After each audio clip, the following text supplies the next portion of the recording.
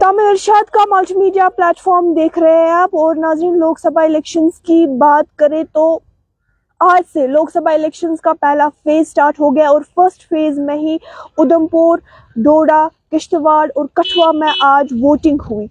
हम उधमपुर कॉन्स्टिट्यूंसी की बात करें तो अभी ये अपडेट आ रहा है कि अभी 3 बजे तक लगभग 57.09 वोटर्स को वहां पर देखा कि रजिस्टर हुए हैं।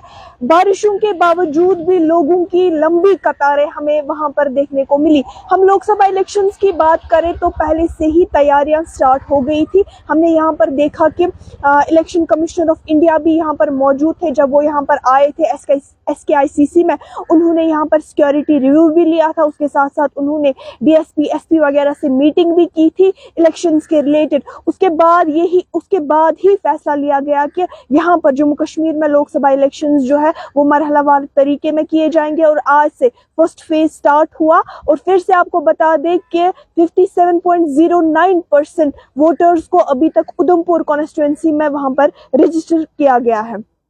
एक बार जो नाज़रीन अब हमारा लाइव ज्वाइन कर रहे हैं उनके लिए मैं एक बार फिर से बता दूं कि आज से लोकसभा इलेक्शंस का पहला फेज यानी पहला मरहला आज से स्टार्ट हो गया।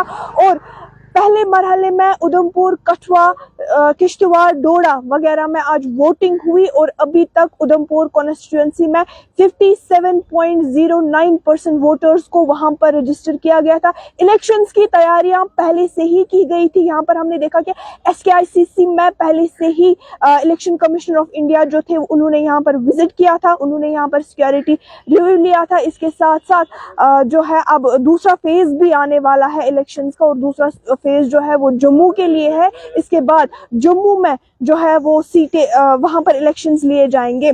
फिलहाल अपडेट इतना है कि उधमपुर कॉन्स्टिट्यूंसी से अभी तक यानी 3 बजे तक 57.09% वोटर्स को वहां पर रजिस्टर किया गया। अभी और भी वोटिंग होगी और क्या कुछ अपडेट रहता है वो भी आप तक जरूर पहुंचाएंगे। दीगर अपडेट्स के लिए आप हमारे साथ बने रहिए। तामिल इरशाद के लिए कैमरा पर्सन आर के मुगल के साथ महबा बेग।